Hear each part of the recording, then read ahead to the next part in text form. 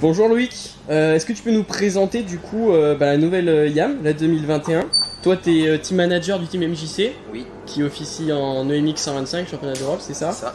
Donc voilà, on te laisse nous présenter la nouvelle, la toute dernière Ouais. nouveauté annoncée chez Yamaha. Bonjour à tous tout d'abord. Oui, effectivement, la 125 YZ tant attendue est enfin sous notre auvent. Donc je vais commencer par le châssis qui reste dans les grandes lignes plus ou moins la même chose que ce qu'on avait déjà l'année dernière. Ce qu'il faut savoir, c'est que le châssis, c'est le point fort. Beaucoup nous envient sur ce châssis.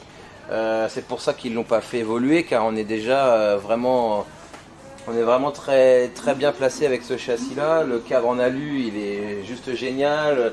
On a fait plein de tests avec différents trucs et généralement on revient beaucoup sur l'origine.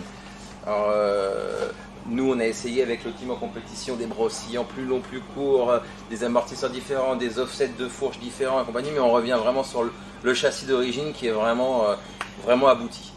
Donc, ils ont changé le look, qui est vraiment, moi, je trouve vraiment magnifique. Elle fait vraiment futuriste. Elle est vraiment, ils l'ont affiné, la selle beaucoup plus plate. Je la trouve vraiment magnifique. Elle est vraiment peaufinée dans le détail. Je ne sais pas si vous pouvez voir ici il y a même le petit sigle ici pour l'après-charge. Alors je ne sais pas si vous savez un petit peu l'après-charge, c'est quand on règle le ressort en fonction du poids du pilote. Généralement on prend un mètre qu'on met dans l'axe et ici on est toujours obligé de faire une petite trace pour voir avec le mètre. Et ben là ils ont carrément fait un petit sigle dans le plastique. Et on peut voir la finition ici on a la fixation de la selle, vous voyez, c'est vraiment fini. Et en plus c'est pensé, c'est-à-dire que la vis, si jamais elle est mal serrée par le mécano, on pourrait se dire bah il manque de vis, j'en aurais eu qu'une, mais non, parce qu'en fait la vis est longue et si le cache est mis, même si elle se dessert, elle peut pas partir. Donc la selle au pire elle bougera un peu mais elle partira pas. Donc c'est vraiment bien étudié. De toute façon chez Yamaha, la chance qu'on a, c'est que quand les produits sortent, ils sont vraiment fiables. Voilà. On peut voir aussi qu'ils ont mis les freins identiques aux 250 et 450. Donc ça c'est également un très bon point, même si on était déjà sur du bon système de freinage avec les anciennes générations. Et voilà, le gros du travail par contre c'est surtout sur le moteur, qui quand on le regarde comme ça pourrait ressembler à celui d'avant, de l'année d'avant, mais là non, il est vraiment...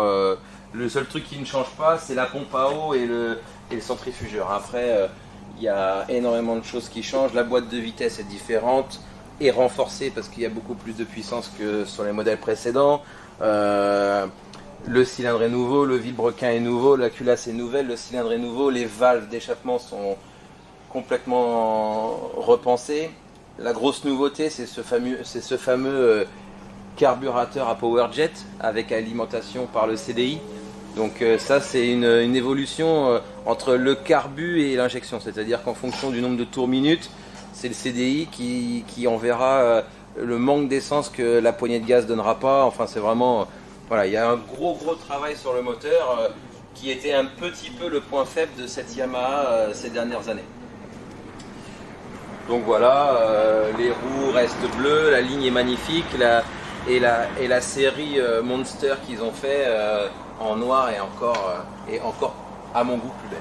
Voilà, j'espère que j'ai fait un petit peu le tour. Soyez patients, elle arrive très vite et je pense qu'on va en voir beaucoup plus que d'habitude de ces belles motos bleues. Au revoir à tous.